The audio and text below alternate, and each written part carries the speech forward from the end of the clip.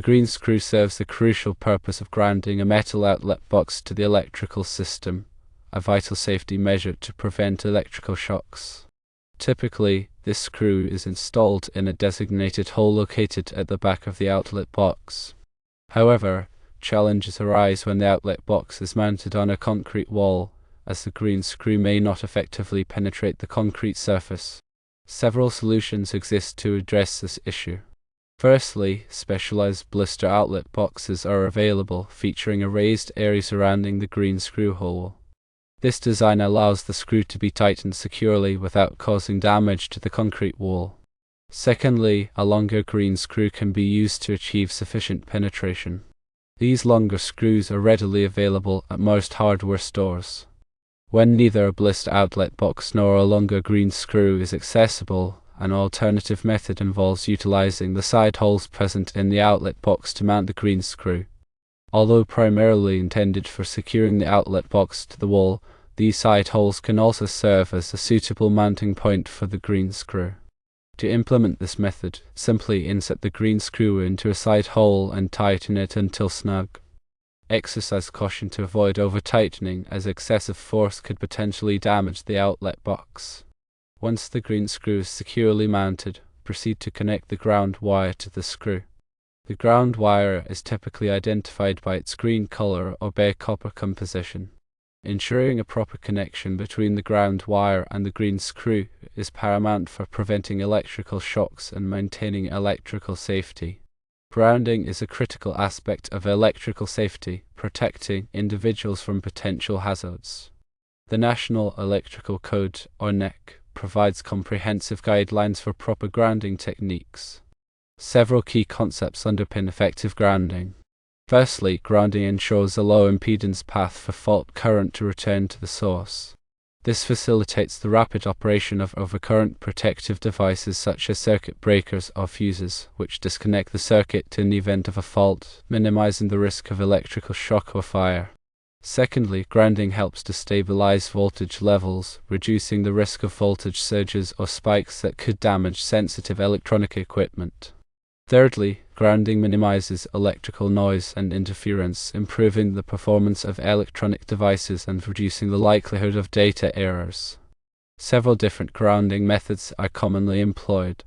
Firstly, equipment grounding conductors, or EGs, are used to connect non-current carrying metal parts of electrical equipment to the grounding system. This includes metal enclosures, conduit, and other metallic components. Secondly, grounding electrodes, such as ground rods or ground plates, are used to establish a connection to the earth. These electrodes provide a low impedance path for fault current to dissipate into the ground. Thirdly, bonding is used to connect different metal parts of the electrical system together, ensuring that they are at the same electrical potential. This reduces the risk of electrical shock by preventing voltage differences between different metal parts. The NEC specifies detailed requirements for grounding and bonding, including the size and type of grounding conductors, the installation of grounding electrodes, and the bonding of metal parts. Adhering to these requirements is essential for ensuring the safety and reliability of electrical systems. In residential wiring, grounding is particularly important for protecting against electrical shock hazards. All metal appliances and electrical equipment should be properly grounded. Ground fault circuit interrupters, or GFCIs, are required in areas where electrical shock hazards are high, such as bathrooms, kitchens, and outdoor locations. These devices monitor the current flowing in a circuit and quickly disconnect the power if a ground fault is detected.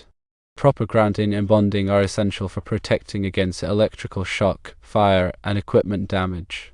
Always consult with a qualified electrician to ensure that your electrical system is properly grounded and bonded. Ignoring these concepts can create unsafe conditions. The importance of grounding metal outlet boxes cannot be overstated. These boxes house electrical connections and provide a mounting point for switches, receptacles, and other devices. If a fault occurs within the outlet box, such as a wire coming loose and contacting the metal enclosure, the box can become energized, posing a significant shock hazard. Grounding the outlet box provides a safe path for the fault current to flow back to the source, tripping the circuit breaker and de-energizing the circuit.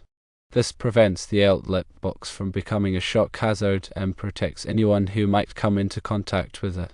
The green screw is the primary means of grounding a metal outlet box.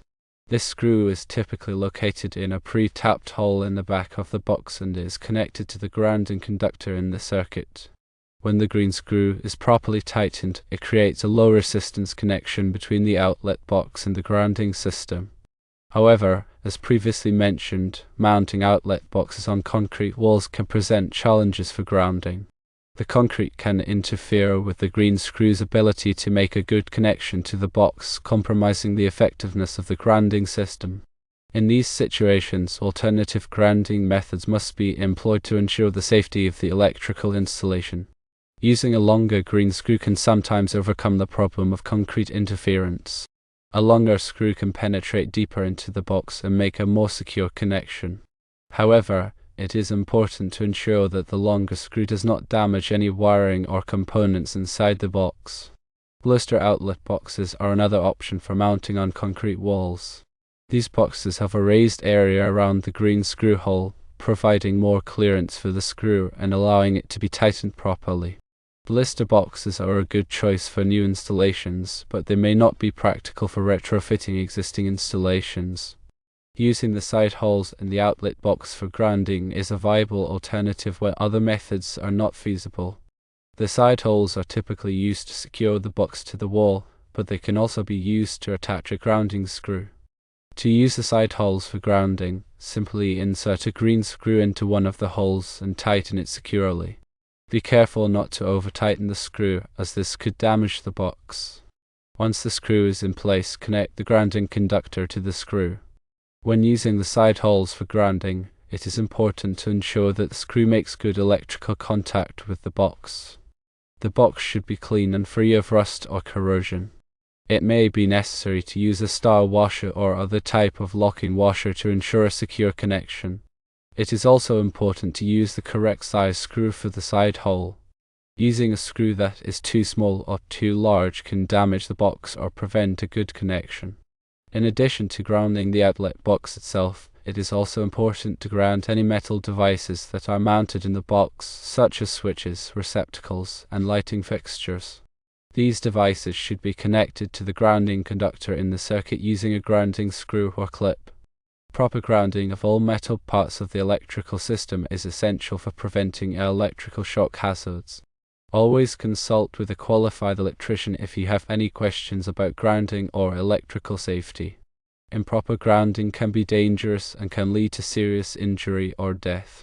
The NEC provides detailed requirements for grounding and bonding of electrical systems. These requirements are designed to ensure the safety of electrical installations and to protect people from electrical shock hazards. The NEC is updated every 3 years, so it is important to stay up to date on the latest requirements.